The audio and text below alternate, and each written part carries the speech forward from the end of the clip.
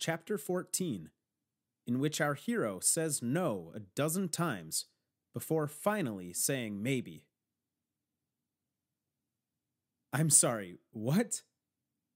I need you to take me to Paris, the city of light, La Ville Lumière. Yeah. No. Garland smiled. Son, you didn't even think about it. I don't need to think about it. It's insane.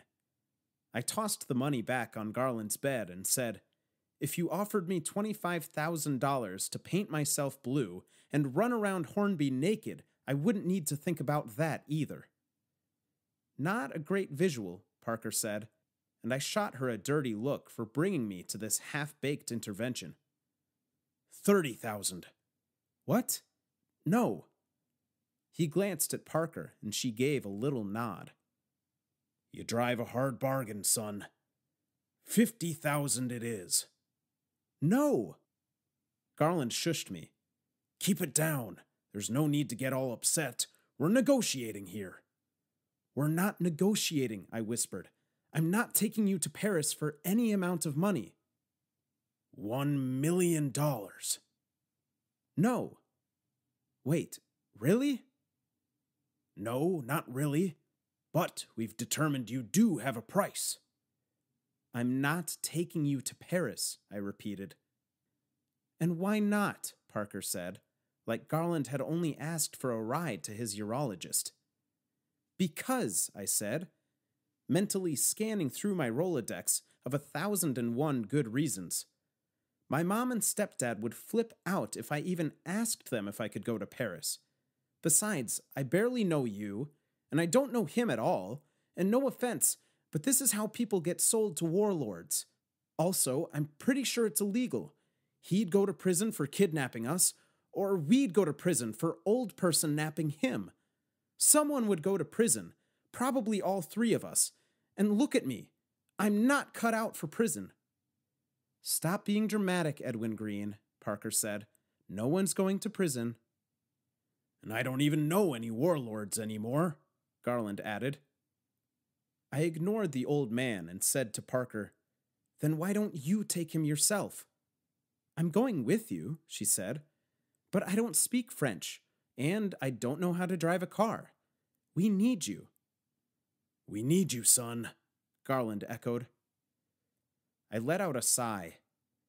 It dawned on me if Garland and Parker couldn't understand why I was hesitant to bust an old man out of a nursing home and take him to Europe, they both might be as far gone as everyone else in Morningview Arbor. I wondered if I turned the TV to the test pattern, how long they'd stare at it. There was a long silence before Garland resumed going over his plan in a paranoid whisper.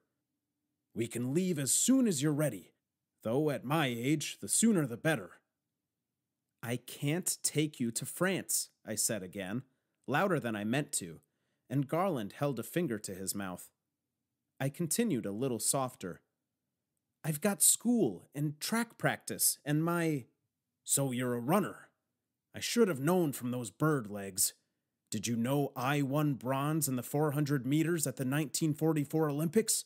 The medal is in my closet. It's yours if you help me out. There wasn't a 1944 Olympics, I said. Well, no, not officially.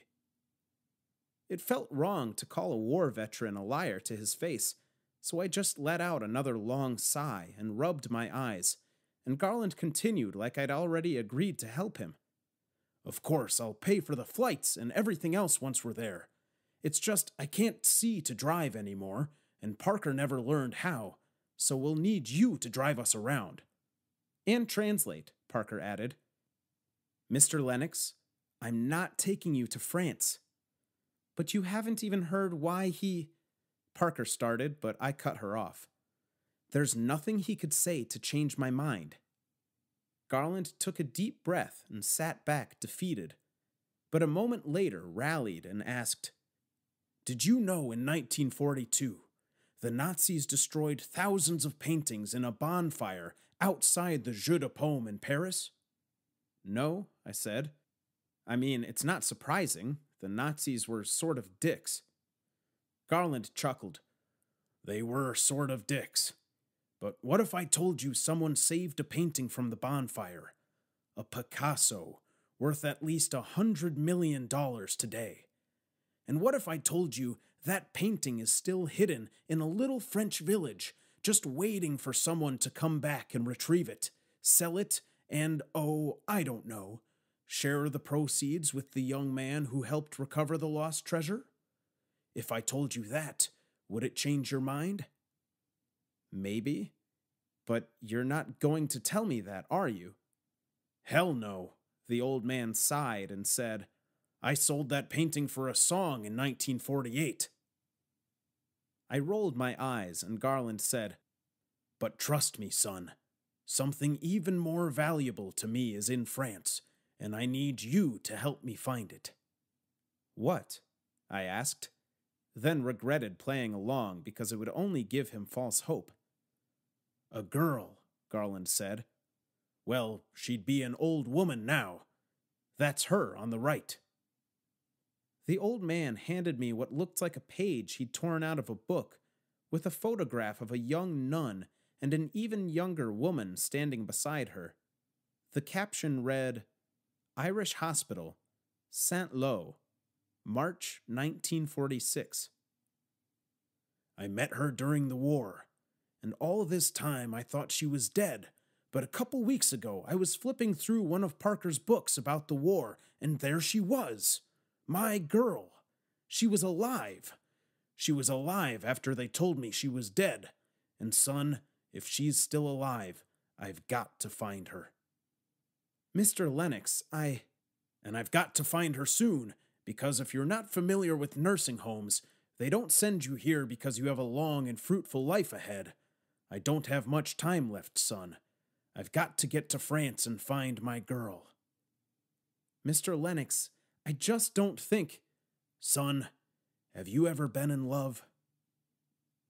I stared at Garland for a moment, not wanting to have this conversation with him. I don't see what... And if you lost that love, wouldn't you do anything to get her back? Looking at Garland Lennox, you wouldn't peg him as a master manipulator, but he'd set a hook, and I think he knew it. Mr. Lennox, I'm not...